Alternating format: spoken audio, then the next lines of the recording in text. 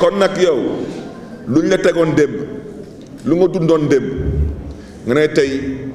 ak lépp lu sénégalais ànd ak yow di ko xeex pour loolu dañ Sénégal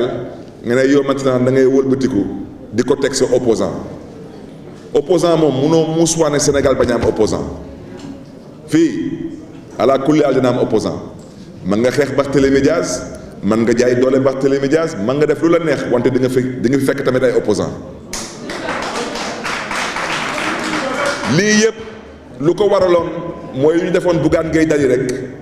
ba ñuy dooree campagne bi ñu taxaw ne Bougane du campagne dañu dem ba ci biir rus ñu xam ne lu ñu bëgg a téye Bougane dafa ëpp dafa jéggi dayoo ñépp yëkkati seen ay baat ñu teg ko ci suuf wax ci dellu ginnaaw loolu la gars yi namoon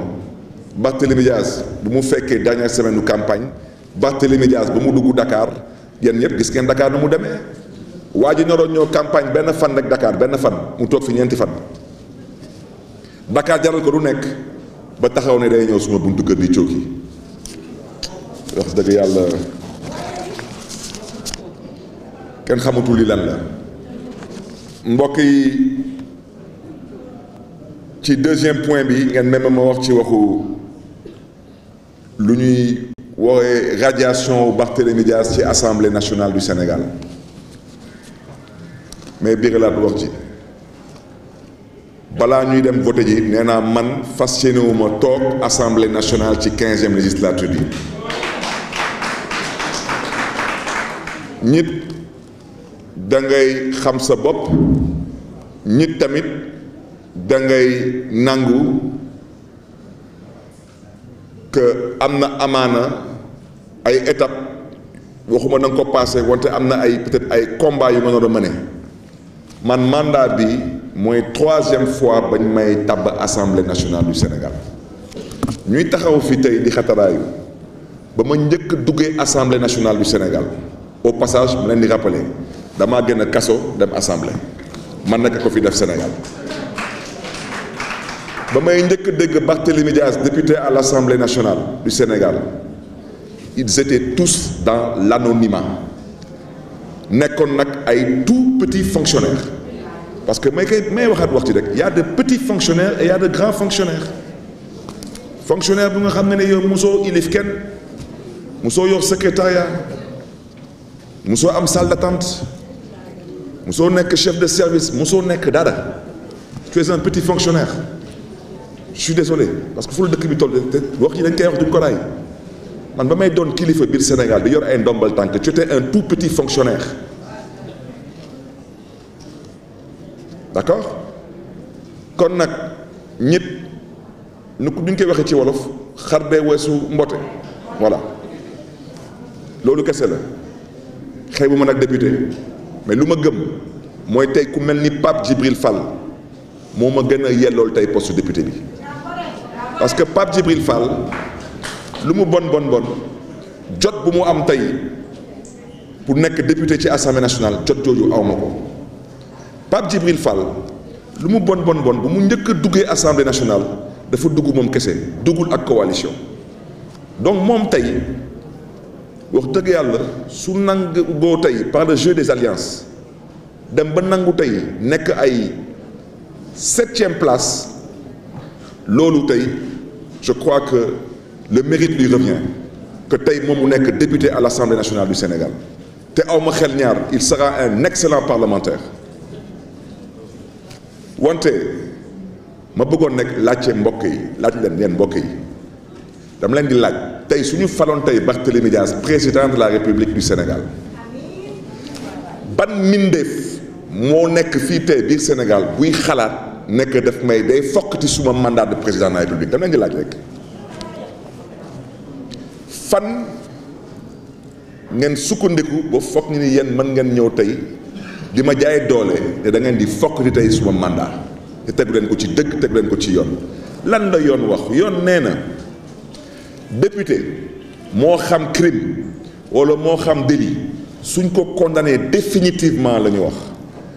nee na ministre de l'intérieur ministre de la justice mooy bind président assemblée nationale ñu daal di ko radier daanaka dañ koy génnee ci député yi nekk yuy siéger assemblée nationale loolu la loi bi wax mais loolu mooy lu soxloo jàng école pour xam ne ni que lii dañuy wax ci sa mandat bu nga xam ne ni bañ lay condamné da ngaa yor mandat boobu waaw maintenant am leen di laaj assemblée nationale bi président Bassirou Diomaye Faye am na droit su ko neexee fii ak ñaari at mu dissoudre assemblée bi ñu ñëpp d'accord nañ ci du noonu waaw maintenant président Bassirou Diomaye Faye fii ak ñaari at su décidé de dissoudre assemblée bi man ma nekkaat candidat ñu falaat ma encore député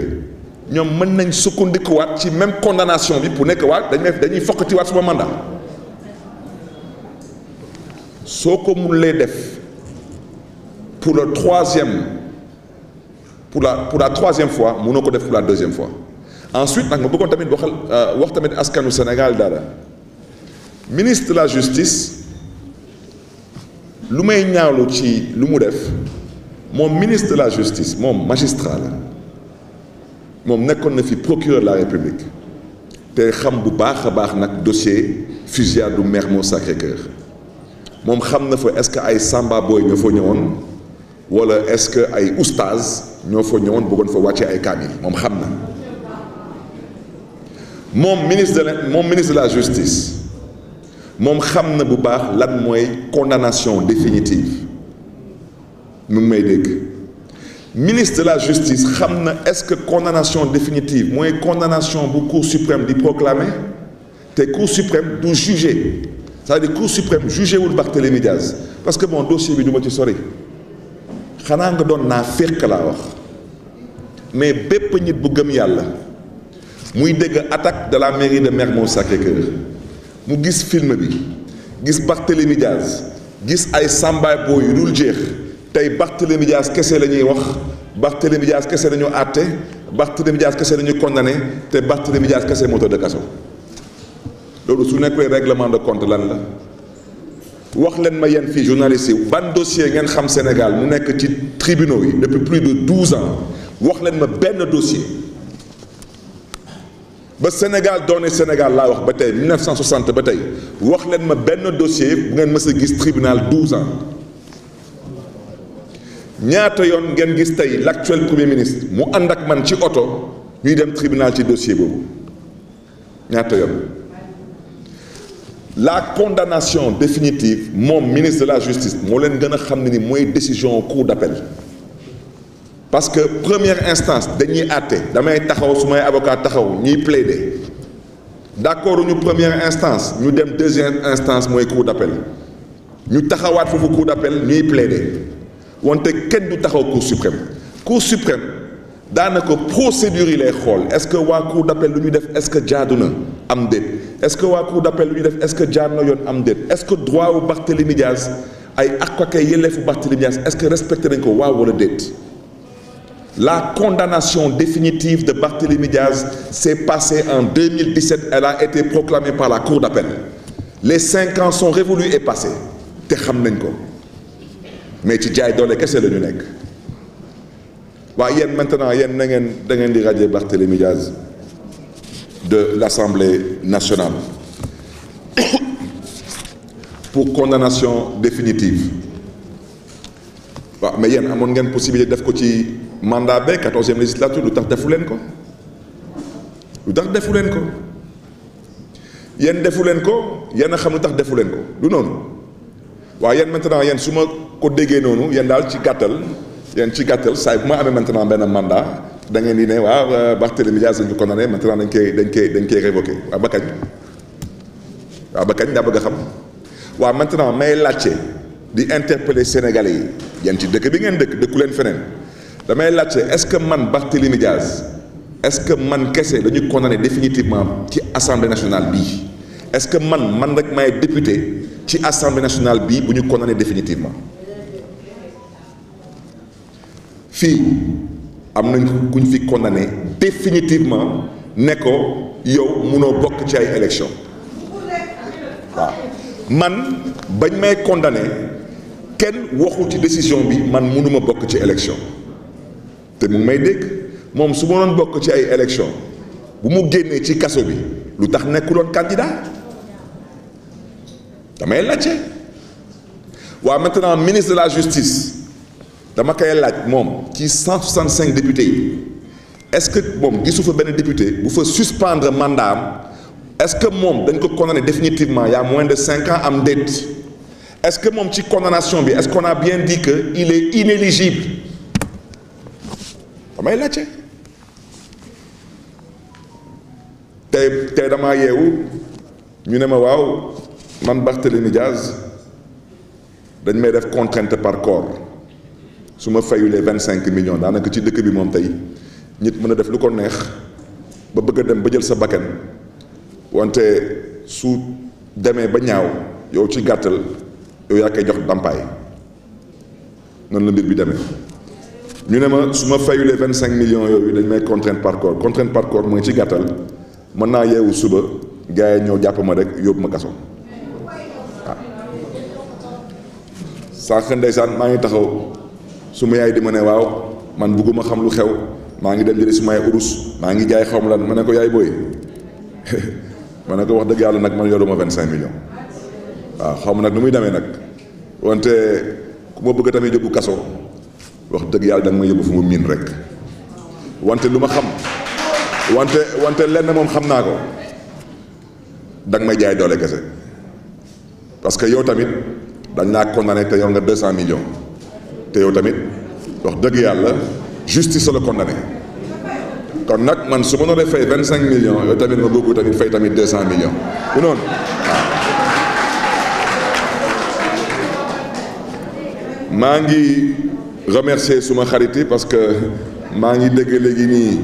suma xarit yi nee nañu dañuy def xaw ma cagnotte dañuy cotiser pour fay 25 millions ah ba may politique ba tey nag wax dëgg yàlla tey am naa du ma metti parce que lu ma gëm mooy dans un état de droit nit mënu la fekk sa biir place nga nekk autorité ñu ñëw pour jël sa bakkan yàlla suturaal la pendant 10 ans lu ëpp 10 ans ñu lay toroxal ci biir réew mi tey ñu taxaw ñu ne la waaw te lu ñuy def nii dafa doon lu ñaaw parce que ñoom nee nañu wut nañu ci dëkk bi mais gisuñu lenn lu fi Barthélémy Dias moomal boppam ba ñu mën ko jël pour mën ci génne 25 millions yi waxuñu dëgg parce que suñu demoon tey di interroger rek ci notaire yi ñoom xam nañ ko am naa kër Bambilor fële ci cité Akis am naa fa kër maa ngi jënd kër gi ëpp na xaw ma ay 8 ans xaw ma 9 ans maa ngi koy jënd devant notaire devant maître Moustapha Ndiaye su ñu demoon tey di interroger les offices de notaire ils sauront que moi Barthélémy Dias je suis propriétaire d'une maison à Bambilor dans le département de Rufisque à la cité Akis. La vérité, il y a une volonté manifeste de mettre Barthélémy Dias en prison. Ça veut dire gis nañ kër gi wante ñun kër gi intéressé wuñu dem nañ ci compte yi mais compte yi amul xaalis homme politique du am xaalis lu ma am yëpp da koy bokk ak mbokk yi ñu ne la waaw maintenant comme mbir bi ñi la mbir bi demee yow maintenant di nga fay 25 millions par force te comme xam nañ que yow yoroo 25 millions soo ko fayulee dañ lay dugal ci kaso gi su la dugal ci kaso gi indiwaat ay tappale pour ne waaye dañ lay révoquer ci mairie de Dakar mairie de Dakar fa laay daanalee wax naa leen bàyyi leen di catu mairie de Dakar bàyyi leen di ko catu